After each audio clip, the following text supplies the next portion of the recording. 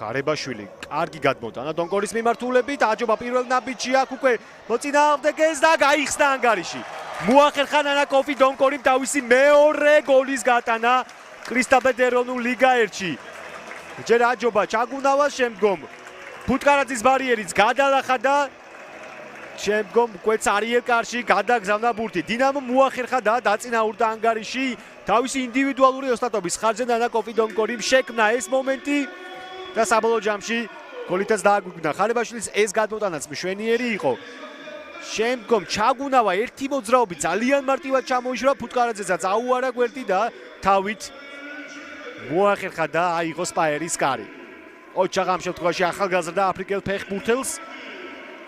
აი ამაზე საუბრობდი, რომ ისეთი ხისტი ყვითელი ბარათის გამო ჩაგუნავა ვეღარ იქნებოდა და ეს დამტკიცდა აი ამ მომენტშიც.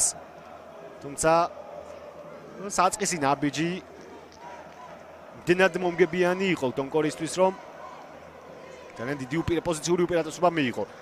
ფუტკარაძე კი ცდილობდა კლავაც. ნინუას ჩაწოდება დარტყმა გარის მიმართულებით. გავიდა კი გავიდა. ნუ ამ რაკურსიდან თითქოს გამოჩნდა, რომ გოლი იყო გასული. საშინლად მოქმედებს სპაერის დაცვა ამ ეპიზოდში და მათე ვაწაძემ მაინც მოახერხა დღევანდელ შეხვედრაში თავის გამოჩენა.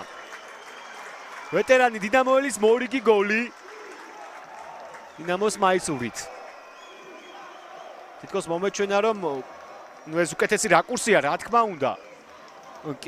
მე მგონი კი გადაკვეთა ბურთმა მოენის ფარგლები.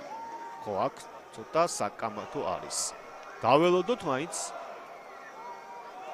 ბოლომდე რთული სათქმელია ბურთმა გადაკვეთა კი არა, გადაკვეთა თუ არა კარის ხაზი. აბა ვნახოთ.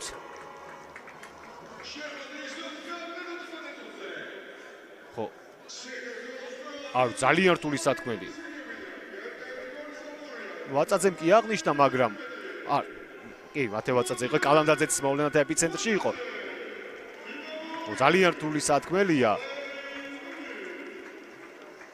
ბევრი გამოხმაურება მოყვება აი ამ გოლს. თითქოს ამ რაკურსიდან ჩანს, რომ კალანდაძე ურტყავს, მაგრამ ვაწაძე იყო. ფონიავა, კიდევ ერთი ჩაწოდება, კვარცხავა ეფექტურად იგერიებს ბურთს. იგერიებს კი პასი გამოუვიდა და ნილ კვარცხავას, მაგრამ ამის მიუხედავად სპაერი რჩება შეტევაზე ცირდავა. გოლუბიანი დარტყმა გარის მიმართულებით და სპაერს გააქვს. 2-1. როგორ სჭირდებოდა ახლა სტუმარ გუნდს ამ გოლის გატანა. აქ ცეცხლაძე კი აღნიშნავს, მაგრამ მე მგონი გოლუბიანმა გაიტანა ეს გოლი. განმეორებით ეს ეპიზოდი, აქ ხომ არ დატოვა ბურთმა ბოენის ფარგლები? არა, რა თქმა უნდა. კი ბატონო, ზურაბ გოლუბიანი გატანილი გოლის ავტორი ლორიაც ვერ ახერხებს გუნდის გადარჩენას ვერც. მის წინ მყოფი მცველები და ძალიან საინტერესო ბოლო 10 წუთი გველოდება.